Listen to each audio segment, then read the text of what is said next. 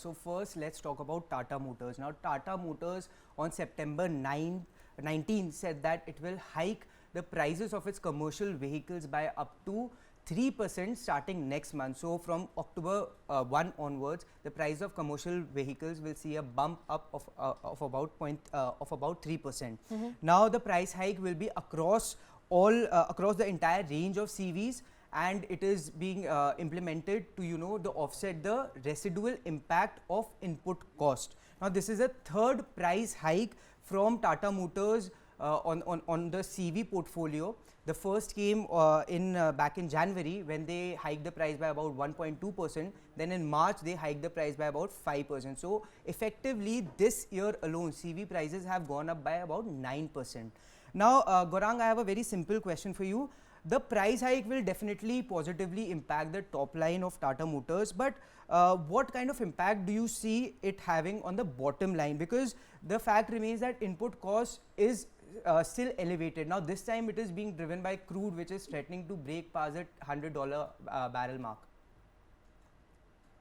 So, Suresh, well, let's face it, it's not only the input cost, but also the policy changes by the road transport authorities and ministry, making a vehicle safer and more comfortable is what has been spoken by the Honorable Minister Nitin Gadkari. So, my sense is that whenever you want to have additional features uh, available, whether it is a passenger vehicle, four-wheeler, or a commercial vehicle, wherein he has spoken about more safety and cabin-related comfort with AC, etc. Cost is definitely going to go up. And whenever these kind of factors come into effect at ground level, respective companies will definitely price their hike their price and pass it on to the end consumer. How much of that? I think it is at a very nasal stage. It is an announcement. For October onwards, we'll see these price hikes coming through of 3%.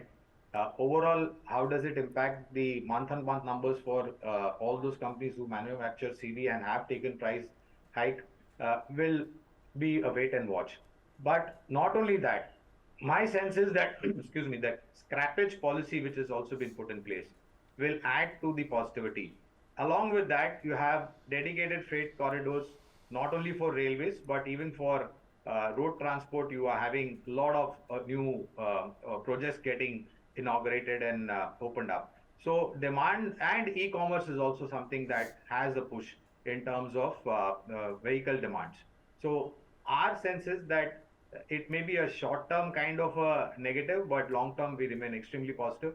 And not to forget, I think the economic activity is picking up, related to transport, related to mining, related to construction, etc., etc. So demand for such vehicles will also be going up over a period of time.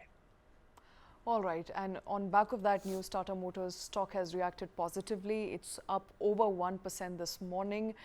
What sort of impact will that have on the overall numbers and the sales figure? We'll have to wait for that. Comes into effect from 1st of October onward.